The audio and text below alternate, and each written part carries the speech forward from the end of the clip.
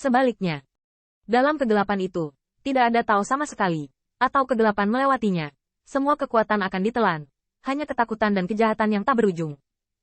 Ini menyebabkan Qin Yichen gemetar seluruh. Jika persepsinya benar, maka ini bukan hanya untuk ras manusia dan ras naga sejati, tetapi untuk ribuan gengsi.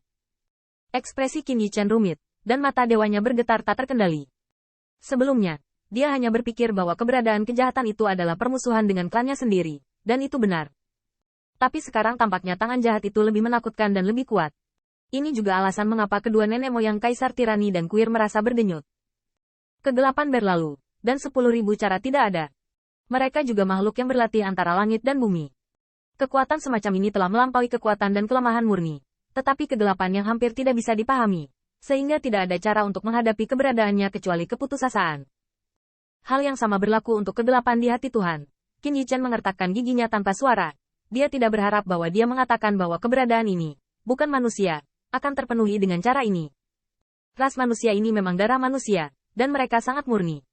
Tetapi hati ketuhanan dan jiwa mereka tidak dapat lagi dijelaskan oleh ras manusia atau bahkan makhluk. Sepertinya garis darah tubuh manusia hanya mengakomodasi alat kulit gelap ini. Setelah hening beberapa saat, Ke Tiangxuan memandang Feng Nianwu. Apakah Anda punya ide? Tampaknya leluhur kedua Kaisar Ke tahu bahwa begitu kegelapan tersentuh, benda-benda ini akan segera melahap umat manusia, menghancurkan dewa dan jiwanya. Ini adalah metode ganda untuk menangani tubuh dan jiwa. Tidak ada cara untuk berbicara, dan ini lebih kejam. Kulit Feng Nianwu juga tidak cantik. Dia tahu bahwa pada saat dia memulai tangannya, orang-orang dari ras yang sama ini akan dianggap sebagai anak-anak terlantar, benar-benar terlantar, dan akhir dari pengabaian total adalah kematian. Feng Nianwu menarik napas dalam-dalam. Meskipun, seperti yang dikatakan leluhur kedua Kaisar Ke, dia hampir pasti gagal bersaing dengan cara Kaisar Surga. Tetapi bahkan jika Qin Yichen tidak mengatakannya, dia memutuskan untuk mencobanya sekarang. Dalam kaitannya dengan hati dewa, saya menggunakan Chuan Xinlu Kaisar Agung Mingyang sebagai metode untuk mencoba bersaing dengan metode ini. Kaisar Mingyang secara alami adalah Hao Mingyang. Leluhur kedua Kaisar Ke tidak bisa menahan tercengang ketika mendengar ini. Ini adalah kerja keras yang telah dianggap sebagai naga suci oleh semua generasi dan ras. Menurut legenda, ini dapat memadatkan Dao Heart yang tak terkalahkan, dan juga dapat mengarah ke surga dan kebenaran. Ekspresi Feng Nianwu tetap tidak berubah, tetapi hatinya sedikit terganggu. Chuan Xinlu diajari oleh Qin Yichen selama bertahun-tahun. Meskipun kota Feng Shui adalah ras manusia berdarah murni, dulunya adalah ras manusia yang menakutkan dan naga sejati, dan bahkan saudara dan saudari Sifang. Tidak bisa belajar. Simpan itu. Chuan Xinlu bisa dikatakan sebagai metode mental pertama di dunia. Besok akan memahami prinsip-prinsip surga. Begitu mereka mengerti, ras manusia ini tahu bahwa mereka diselamatkan oleh ras yang sama, dan mungkin ada titik balik. Ke Tiangxuan mengangguk sedikit. Dalam hal ini, dia tidak dapat menemukan metode yang lebih efektif daripada Chuan Xinlu.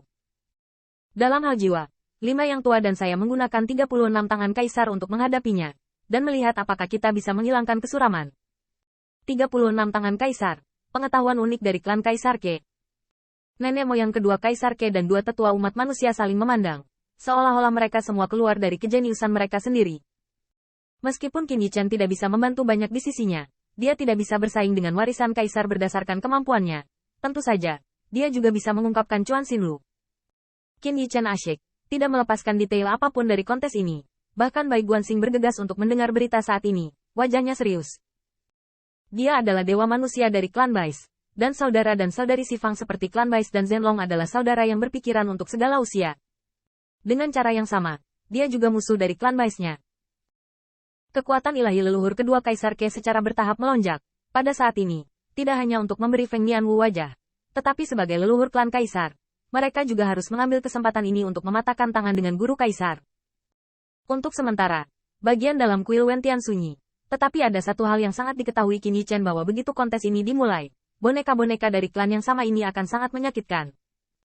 Dan ketika kedua tetua umat manusia dan leluhur kedua Kaisar Ke saling memandang, mereka melihat wajah Feng Nianwu mengerucut. Pada saat itu menunjukkan kekuatan tirani dunia, lebih seperti menguasai dunia. Langit telah berubah, bumi telah berubah, dan hati tidak berubah, dan hati tidak akan bergerak. Om. Pada saat yang sama, kekuatan ilahi leluhur kedua Kaisar Ke melonjak, dan kekuatan dewa kedua leluhur berubah menjadi dua telapak tangan dewa, satu kiri dan kanan lainnya, mengipasi dengan lembut. Nenek moyang kedua Kaisar Ke tidak mencoba merobek jiwa umat manusia. Saya melihat bahwa dalam kipas telapak tangan mereka yang kental, tampaknya ada cara yang tak terbatas, seolah-olah menarik awan dan kabut untuk melihat langit biru, dan ingin membubarkan kegelapan. Pada saat yang sama, pola Dao Chuan Xinlu yang kental juga berubah menjadi aliran gemericik, yang tercetak di hati dewa umat manusia itu. Hampir seketika, aku melihat ras manusia dengan kepala gemetar, darah dan keringat mengalir dari setiap pori. Bahkan jika kekuatan tubuh ditekan oleh jarum dewa, tenggorokannya masih tidak bisa membantu tetapi melolong yang menyedihkan.